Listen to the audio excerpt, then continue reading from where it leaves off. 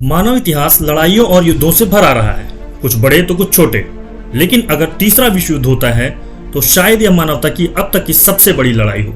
वास्तव में यह कहना तो बहुत ही कठिन है कि वर्ल्ड वॉर 3 कब होगा। शायद कल ही हो, या एक वर्ष में, या एक दशक में, या फिर शायद सदियों में हो सकता है। पर जैसे जैसे यह समय बढ़ता जाएगा, इस युद्ध के परिणाम और घातक ही होते जाएंगे। Advance warfare technology, robotic soldiers, nuclear weapons, intensive strategy भविष्य में होने वाले किसी भी युद्ध को और घातक ही बनाएंगे। तो चलिए हम जानते हैं कि क्या हो अगर 2023 से 2050 के बीच वर्ल्ड वॉर 3 हो तो। मैं हूं आपका दोस्त अवनीश और आप देख रहे हैं द क्रेजी फैक्ट्स। दोस्तों, लोग दशकों से संभावित वर्ल्ड वॉर 3 के बारे में बातें करते रहे हैं। यह लगभग 1960 के दशक में रूस और यूएसए के बीच शीत युद्ध के दौरान शुरू हुआ सा लगता था, लेकिन शुक्र है कि हम इससे बचने में कामयाब रहे।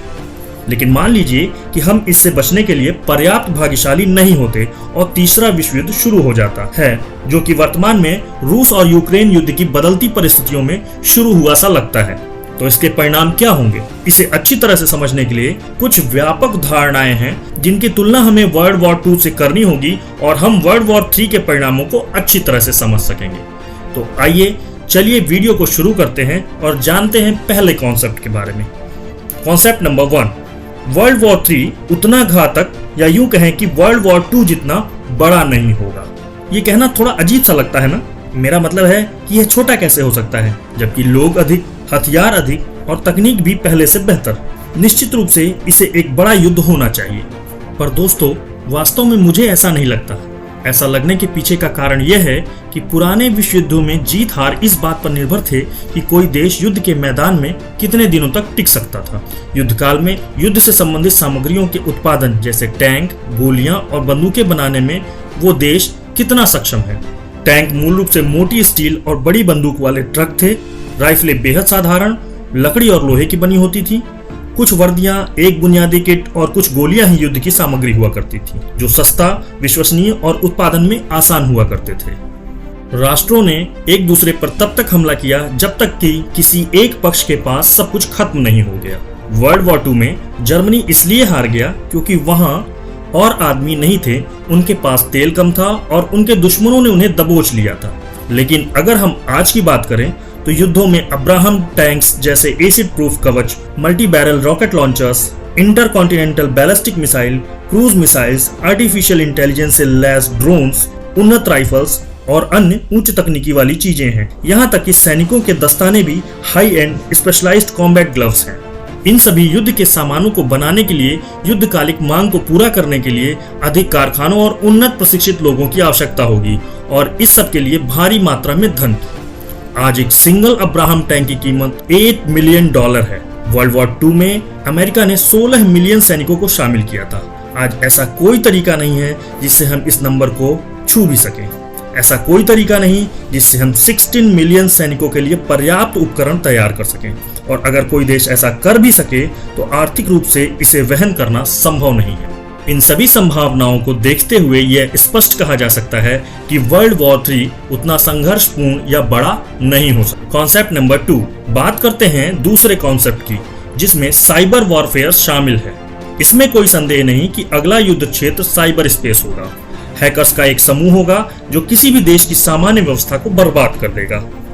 Power system failure, GPS system failure, radar system, market crash, power grid blackout, hackers द्वारा किए जा सकने वाले कुछ ऐसे तरीके हैं जो किसी भी देश को भारी आर्थिक क्षति के साथ साथ मानवीय क्षति पहुंचाएंगे। युद्ध कंप्यूटरों से लड़े जाएंगे और युद्ध के मैदान में केवल ड्रोन और आर्टिफिशियल इंटेलिजेंस से लैस रोबोट्स ही होंगे। स्टक्सनेट जैसे खतरनाक कंप्यूटर वायरस के बारे में तो आपने सुना ही होगा। यूरेनियम संवर्धन करने वाले एक विशिष्ट प्रकार के ईरानी कंप्यूटर को बर्बाद करने के लिए बनाया गया था, और इसने ऐसा ही किया और कुछ ही हफ्तों में ईरान के यूरेनियम संवर्धन प्रक्रिया सहित यूरेनियम को बर्बाद कर दिया। संभवतः आने वाले युद्धों में सेना को इसलिए ही तैयार किया जाए कि वह कंप्यूटर वायरस के माध्यम से बस अपने दुश्मनों की अर्थव्यवस्था और बुनियादी ढांचे को नष्ट कर दे। यह नॉर्मल युद्ध की तुलना में सस्ता, प्रभावी और आसान ही होगा। कॉन्सेप्ट नंबर 3, यह वैचारिक युद्ध नहीं होगा। वर्ल्ड वॉर 2 कई मायनों में वैचारिक युद्ध था। देखा जाए तो इसने फांसीवाद के खिलाफ लोकतंत्र और समाजवाद को खड़ा किया और युद्ध इसी तर्ज पर लड़ा गया। और अगर बात करें वर्ल्ड वॉर 3 की, तो इसे भी वैचारिक होना चाहिए, मसलन समाजवाद को पूंजीवाद के खिलाफ करना। हालांकि अब इस तरह के युद्ध की संभावना ना के बराबर है। कारण यह है कि समाजवादी देश बचे ही नहीं हैं। देखा जाए तो चीन समाजवादी होने का दावा तो करता है, पर है सबसे अधिक पूंजीवादी। वर्ल्ड वॉर 3 की कल्पना अगर हम करते हैं तो हमें लगता है कि हम अमेरिका को चीन के खिलाफ मुकाबला करते हुए देखेंगे। हालांकि वर्तमान में चल रहे रूस यूक्रेन युद्ध को कई बुद्धिजीवी वर्ल्ड वॉर 3 के शुरुआत के रूप में देख रहे हैं, पर ऐसा है नहीं।